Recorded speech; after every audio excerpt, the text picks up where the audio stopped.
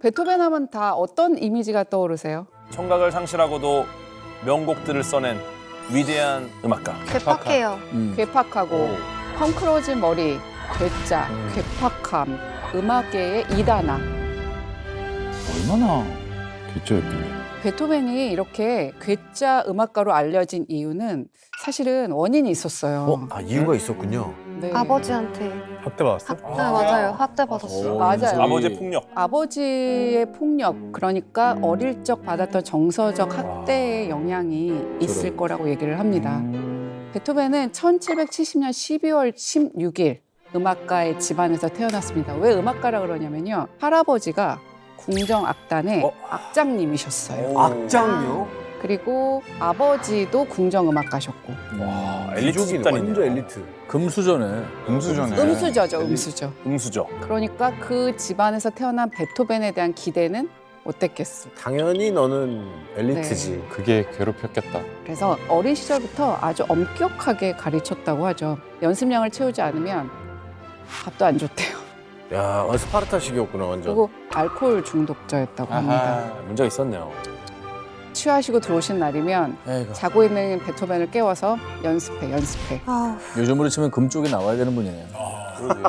어릴 때부터 그렇게 심하게 가르치는 이유가 따로 있을까요? 왜 그랬을까요? 기대치가 높아서? 자기가 못 이룬 걸 좀 이루게 하기 위해서. 베토벤 아빠가 모차르트 봤던 거 아닐까요 혹시? 부모님들이 약간 그런 성향들도 있으시긴 하죠. 그런데 이 아버지는 이걸 본 거예요. 모차르트. 진짜네? 그러네 진짜로. 순회 공연 간 거 봤다. 그렇죠. 모차르트가 유럽 전역에서 순회 공연을 막 천재 권력자들 앞에서 막 추앙을 받고 찬사를 받고 하는 거 보면서 아, 내 아이도 이렇게 키워야겠다. 아 진짜? 그래서 음악 신동으로 만들기 위해서 이런 행위까지 하십니다. 한번 볼까요? 네. 네. 그게 뭐야? 광고? 광고다. 베토벤 연주회 전단지인데요. 1778년 3월 26일 축선 궁정 테너 베토벤은 음악 아카데미 홀에서 2명의 훌륭한 연주자를 배출하는 영광을 갖게 될 것입니다. 그의 제자인 아보동크와 요한의 6살 난 어린 아들.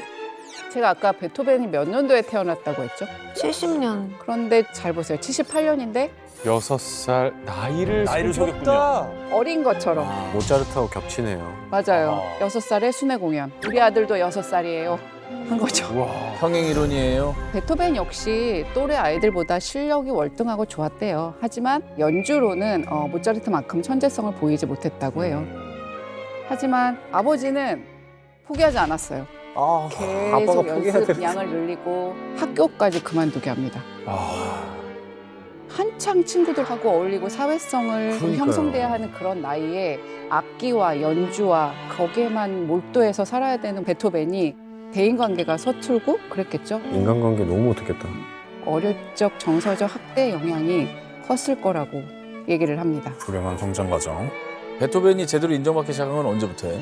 베토벤은 11세 무렵에 독일 본 궁정 음악 감독한테 발탁되어서 오르간 연주를 하게 됩니다. 근데 얘가 너무 오르간을 잘 치는 거예요. 오. 그래서 13세 나이에 정식으로 궁정 오르게니스트가 됩니다. 13세. 네. 빨랐네요. 당시에는 굉장히 이례적이었다고 하죠. 이렇게 어린 나이에 중책을 맡게 되는 경우.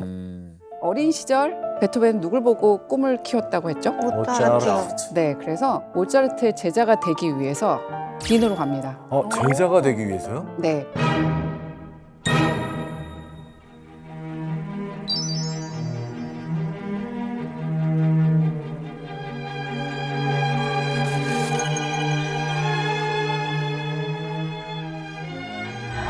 진짜로? 신기해. 당시에 활동하던 모차르트를 기다렸대요. 기다려서 베토벤이 그 앞에서 피아노를 치고 악보를 주고 했더니 모차르트가 이 소년을 지켜봐라. 후대에 굉장히 놀라운 업적을 나타낼 소년이 될 것이다. 라고 얘기했다고 하죠. 인정이 좋네.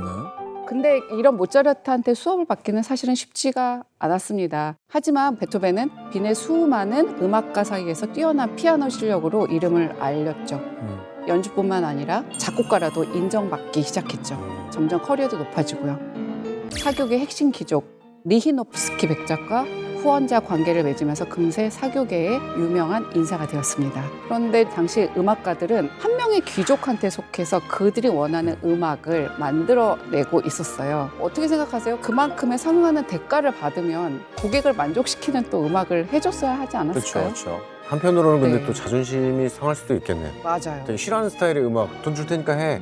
이런 사람도 100% 있었을 것 같아요. 항상 만족스럽지만은 않았을 것 같아요. 그래서 베토벤은 음악의 창작을 저해받는 행동들에 대해서 용납하지 못했다고 해요. 한 번 이런 일이 있었다고 해요. 그 리노프스키 백작이 내 별장을 다녀가는 프랑스 장교들한테 음악을 연주해줘.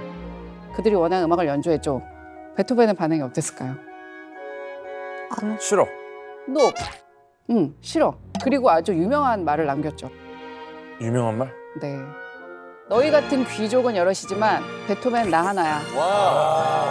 멋있다. 베토벤의 캐릭터를 좀 느끼실 수 있겠죠? 네. 그래서 귀족들도 그가 원하지 않으면 음악을 들을 수가 없었대요. 오, 이거 진짜 멋있죠? 베토벤이 도대체 어떤 음악으로 귀족들의 마음을 홀렸는지 베토벤의 음악을 만나보시겠습니다. 야. 아하.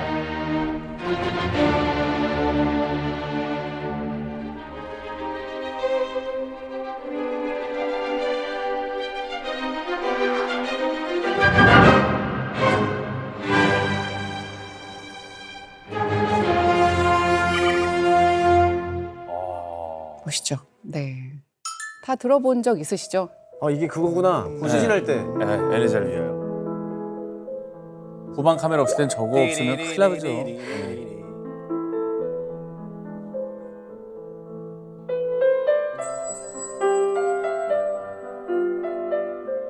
야, 근데 이 운명이랑 딱 들으니까 너무 상반된 느낌이다, 두 음악이.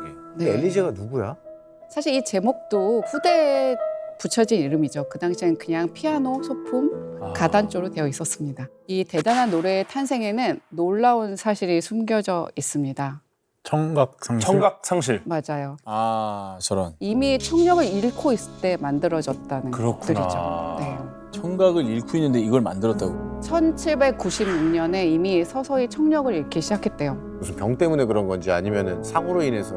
와인이라는 얘기가 있어요. 와인을 하도 먹어서? 와인의 그 납성분이 있었는데 아. 그 당시에 그 와인의 그 납성분이 그 요소를 일으켰다고 해요. 납중독이구나. 네, 납중독으로. 아 그랬구나. 저는 베토벤 생가를 간 적이 있었거든요. 우와.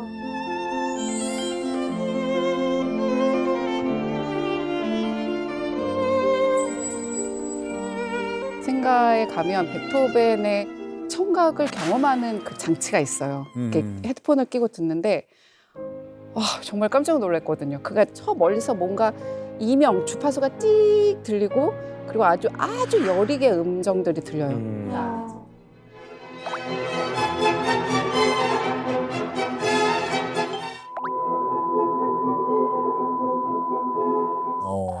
우리가 아는 베토벤의 곡들이 그 상태에서 다 거의 만들어진 것들이 대부분이라고 합니다. 악기를 눌러보거나 뭐 들어보거나 한 게 아니라 그냥 쓰면 기억 속에 머릿속에서 이렇게 들리겠구나를 상상한 거예요. 그래서 베토벤이 긴 막대를 이렇게 피아노에 꽂고 이렇게 작곡을 했다고 하죠. 왜요? 그 막대 울림으로. 아, 떨림을 보고. 말도 안 돼. 하동 울림으로 안 거야?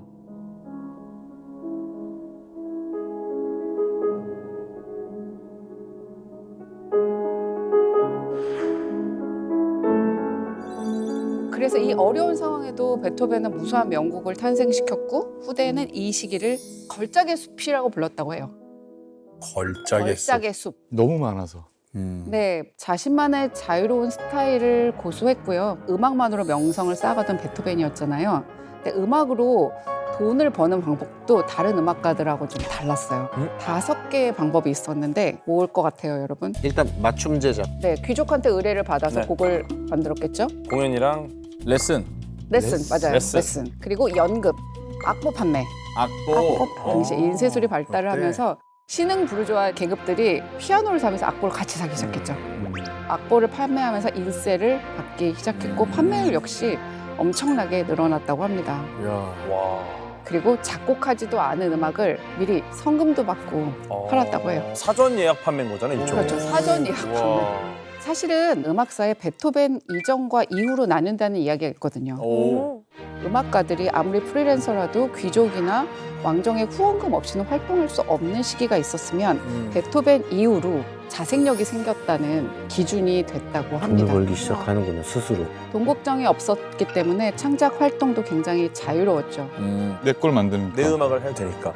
베토벤은 1824년 초연된 이 교향곡을 통해 엄청나게 새로운 시도를 했습니다. 여기서 문제 내겠습니다. 아, 갑작스럽게. 어떤 교향곡?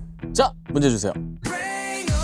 베토벤은 최초로 이것과 결합을 시도해 교향곡의 새로운 장을 열었는데요. 이것은 무엇일까요? 결합을 시도해? 악기인가? 오페라? 악기를 결합하는 거는 새로운 시도일 리는 없을 것 같아요. 그렇지. EDM과 결합한 것도 아니고. 그렇지. 군대 음악? 군가? 네, 군가랑. 군가와 결합. 근데 군가와 결합한 노래 행진곡이 되게 있었잖아. 많았어. 그 전부도 아 행진곡도 그랬지. 뭐 헝가리 뭐 어쩌고 터키의 이런 거 행진곡 있었잖아. 맞네. 근데 코러스. 최초로 했다고? 최초로 했다고? 코러스인가? 그 뭐라고 해야 되지? 합창단? 사람의 목소리? 목소리 그건가? 환희교향인가? 따다다. 아 근데 뭐지? 한이가 뭐지? 뭐예요, 그게? 뭐지? 할렐루야. 형, 아니 할렐루야. 그거 말고 할렐루야? 약간 되게 이렇게 막 웅장한 느낌 있는데 참 아, 그다. 뭔지 알죠? 난난난 합창. 맞아 그거 같아요. 그런 거 같아. 네. 합창인가 보다. 아니 최초로 이것과 결합해. 사람의 목소리. 정답인가요? 아니요. 절대 아니죠. 목소리 하나 킵해놓고 다른 거 결합할 거 있습니까? 발레 발레랑 결합을 했다고? 너 연극? 오, BGM으로? 그러니까 로미오와 줄리엣 만날 때 띠리 그런 느낌. OST. 연극이나 이런 거에 BGM으로. 연주만이 희곡과 아니라 뭔가 결합했다와 어떤 극이랑 우리 결합. 목소리와 결합했다. 두 가지가 지금 나왔습니다. 희곡이냐 목소리냐. 그 희곡. 좋다. 근데 저 베토벤 음악이 희곡이 쓰기 좋아. 빠바바방. 그러니까. 그게 진짜 매력적이긴 하다. 네. 저는 근데 아까 현모 오빠가 말했던 그 합창교향곡 그거인 것 같은데 합창단. 합창이 과거에 그럼 한 번도 같이 한 적 없나요? 교향곡이라는 거 자체는 교향곡은 원래 그냥 사람 목소리 악기들만 안 있는 거니까. 오케스트라 연주하는 거잖아. 네. 근데 이제 베토벤 작곡을 할 때 여기선 합창단의 목소리가 들어간다를 네. 같이 넣어버린 거야? 그렇지. 사람의 목소리 아닐까요? 왜냐면 희곡이라고 하면은 그게 우리가 알만한 거가 있을 것 같은데 그게 없잖아. 아 그렇지. 그렇지. 맞네. 그 정도가 그러네. 있네. 희곡이면 우리가 알만한 작품이 있지. 유명한 뭐가 있어야 되는데. 오히려 그래. 모차르트가 있어. 아. 베토벤은 그쪽은 없는 것 같아. 맞네. 합창. 합창단. 정답하시나요? 네, 네, 외쳐주세요. 정답. 네. 합창단이에요. 그렇지. 합창단이요? 네. 합창. 아 선생님 진짜 글자 하나 때문에 지금. 아니 그렇게 빡빡하게 하면 안 돼. 그 다 맥락이라는 게 있는데 합창단, 사람 목소리. 화면으로 확인해 보시겠습니다. 아 제발.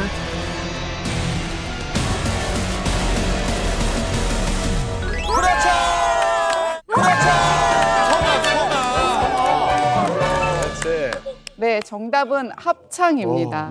합창. 어떻게 하셨죠? 띠라라라. 네. 합창교향곡은 사악장 클라이막스에 사람의 목소리를 역시. 하나의 악기로 활용을 한 거죠. 아까 소희 씨가 아까 얘기하는데 제가 계속 움찔움찔했거든요. 왜요? 교향곡에 대해서 너무 정확하게 설명을 해주셨어요. 오. 그 전에 음악들의 교향곡들은 그냥 악기로만 순수 악기로만 연주되었거든요. 그러니까 이 사람의 목소리를 악기화시켜서 클라이막스에 표명한 게 베토벤이 처음이었죠. 세계 최초로 그러면은 한 거예요. 사실은 그 당시에는 파격적이라고 볼 수 있습니다. 여기서 사람의 목소리가 나온다고. 그러니까. 합창 한번 감상해 보시겠습니다. 교향곡 이름이 합창이에요. 합창이에요? 합창.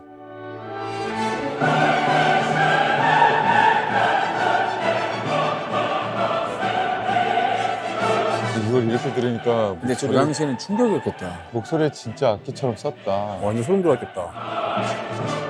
초연을 베토벤이 직접 지휘를 했다고 하죠. 70분 동안. 안 들리는데. 진짜 천재인 거야. 느낌으로.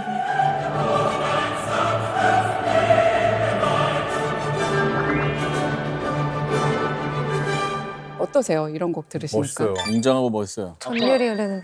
소희 씨가 환희의 송가라고 잠깐 말씀하셨죠. 네. 프리드리 실러의 시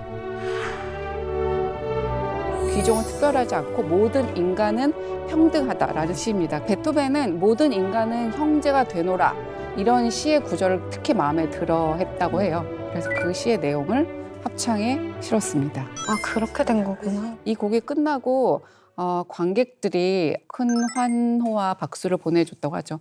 베토벤은 곡이 끝나자마자 그냥 이렇게 가만히 있었대요.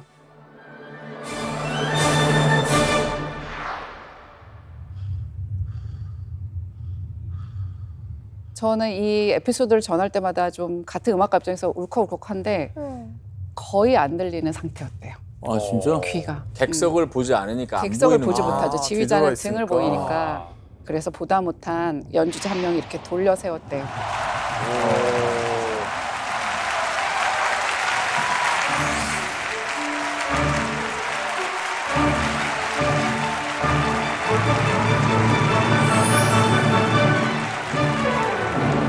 사람들을 보면서 감격의 눈물을 흘렸다고 하죠.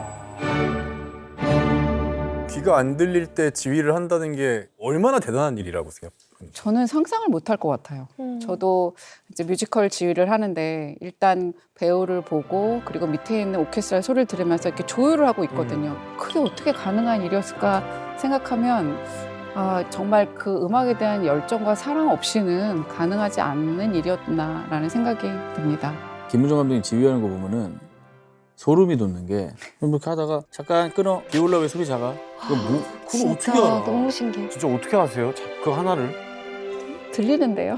그러니까 지휘자는 들려. 들리도록 노력을 하는 거겠죠. 네. 와 진짜 신기하다. 이렇게 들을 수 있는 이 감사함으로 음악을 하고 있는데 들리지도 않는 상태에서 그렇게 놀라운 곡을 만들었다는 거는 후대 평가받고도 남을 일이죠. 사실 베토벤은 평등의 가치를 중요하게 생각한 음악가였습니다. 그리고 그는 늘 소수의 귀족이 아니라 더 많은 대중 앞에서 자기 음악을 연주하고 듣기를 원했어요. 그래서 1808년 12월 귀족이 아닌 시민들을 위한 공연을 개최하기로 마음먹죠. 이때도 베토벤은 4시간가량 동안 자신이 직접 작곡한 곡을 지휘했다고 해요. 근데 사실은 그때 이미 청력이 거의 손상된 상태였고 리허설이나 이런 것들이 충분치 않았기 때문에 그렇게 공연 자체로는 높은 완성도를 주지는 못했다고 합니다. 하지만 베토벤의 진정성을 안 청중들이 자리를 끝까지 지키고 있었다고 하죠. 이게 바로 오늘날의 콘서트의 원흉이 됐죠. 콘서트의 효시. 당시에 귀족이나 왕족들이 듣던 음악이 대중으로 성큼 다가서게 된 순간이었죠. 대중의 장을 그야말로 활짝 연 게 베토벤의 콘서트가 그가 볼수 도전해줘서 있어요. 우리한테는 일상이 된 건. 그렇지. 그렇네. 지금 날에 우리가 들을 수 있는 거지. 그렇죠.